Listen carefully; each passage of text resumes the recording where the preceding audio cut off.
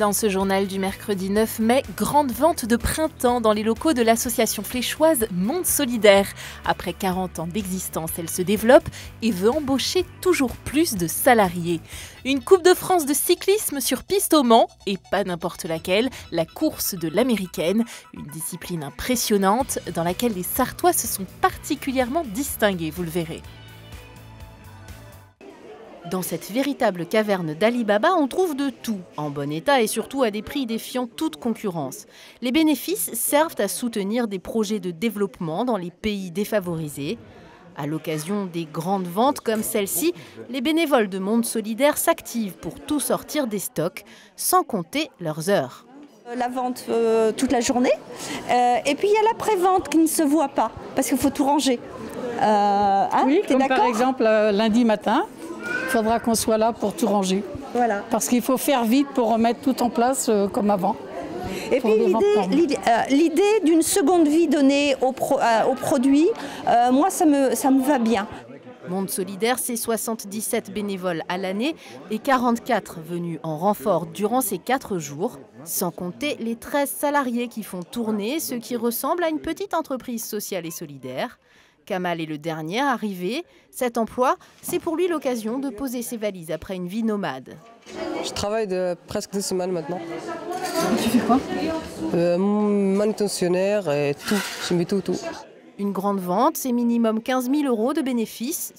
Ce qui pouvait passer pour une utopie il y a 40 ans, à l'époque de la création de l'association, devient aujourd'hui un enjeu économique, social et solidaire, ailleurs comme ici, à La Flèche.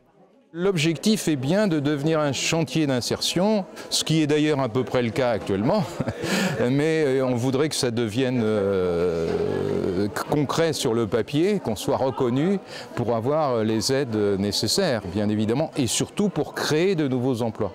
La règle du jeu de l'association, ce n'est pas de gagner de l'argent pour gagner de l'argent, bien sûr, mais pour créer de l'emploi ici et pour donner un coup de main dans les pays du Sud, bien sûr. Coup de main dans les pays du Sud, à quel niveau? Santé, accès à l'eau, bref, des classiques hélas. Aujourd'hui, les 1000 mètres carrés de locaux sont trop petits pour l'association en plein développement. Elle vient d'acheter un nouvel espace à 900 000 € plus 300 000 de travaux, un véritable pari sur l'avenir.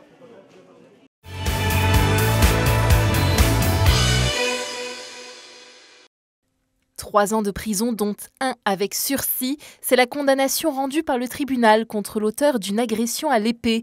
Le 2 mai dernier à La Flèche, les secours découvrent un homme inconscient, gisant dans son sang, poignardé par une dague de 42 cm.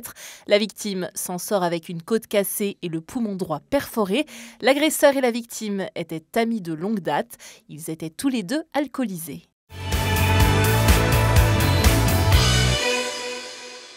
Il n'y aurait pas de course, le dernier tour. La course à l'américaine est sans doute une des disciplines cyclistes les plus spectaculaires. Par équipe de 2, les concurrents se passent le relais de manière illimitée. Si on veut, c'est plus dangereux effectivement, c'est plus risqué quand on voit les courses, effectivement les relais qui se passent en plein peloton à des allures de 50-60 km/h, c'est effectivement très risqué et il faut avoir l'habitude et ça se travaille. De l'entraînement, la Mancelle Bénédicte Ollier, 14 ans, n'en a pas manqué pour cette Coupe de France. Avec sa partenaire vendéenne Flavie Boulet, elles se sont pourtant fait quelques frayeurs. Je suis descendue et j'ai pas réussi à... Je suis descendue trop tard en fait et du coup Flavie m'a passé le relais, elle a fait 2 relais de suite en fait et moi je suis restée 2 fois de suite à la balustrade et donc pour elle ça a dû être très dur. Moi je me suis bien reposée du coup mais pour elle ça a dû être vraiment dur. Des efforts payants, Bénédicte et Flavie ont remporté le titre de championne de France de la discipline. C'est génial, on savait, on était là pour gagner, donc c'est une surprise, mais pas totalement. Après, on s'est beaucoup entraîné et tout ça, donc c'est très satisfaisant d'avoir gagné là. À un moment, j'y croyais pas trop parce que notre objectif c'était de sortir, on voulait pas trop faire les sprints et au final, on n'a pas réussi. J'ai loupé un relais et du coup, c'était super chaud, mais au final, on y est arrivé, donc c'est super. Des Sartois distingués aussi en catégorie cadet, puisqu'Erwan Beignet et Dorian Perlot, pourtant qualifiés in extremis, arrachent la victoire. Le département est décidément un nid à talent. Le cyclisme sur piste, on cherche à le développer bien sûr. Ce sont des routiers qu'on retrouve sur la piste. Ils pratiquent les deux de toute façon. Il n'y a pas de spécialiste piste. On n'en a pas en Sarthe. On n'a pas assez de licenciés pour le faire. Donc on retrouve les routiers. Ça marche bien. Les résultats sont au rendez-vous puisque la preuve aujourd'hui en sélection Pays de la Loire, il y a beaucoup de Sartois. Donc la Sarthe travaille bien et travaille énormément sur la piste, sur le vélodrome. On retrouve maintenant les Sartois à tous les niveaux. Cette Coupe de France de l'Américaine était une première au Vélodrome du Mans, Vélodrome qui accueillera les 23 et 24 juin les championnats régionaux.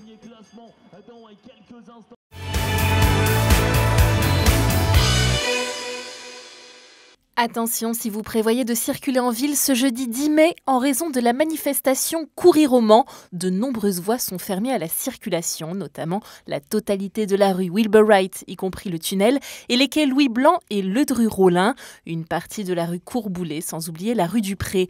Le stationnement est interdit dans de nombreux secteurs, soyez donc vigilants.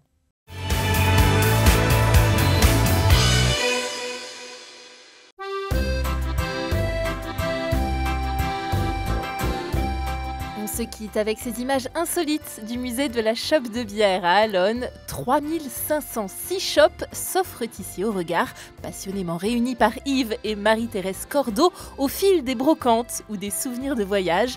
Le couple recevra jeudi et vendredi des visiteurs venus d'Allemagne pour admirer la collection. Vous pouvez vous aussi visiter le musée sur rendez-vous, y compris si vous ne parlez pas allemand.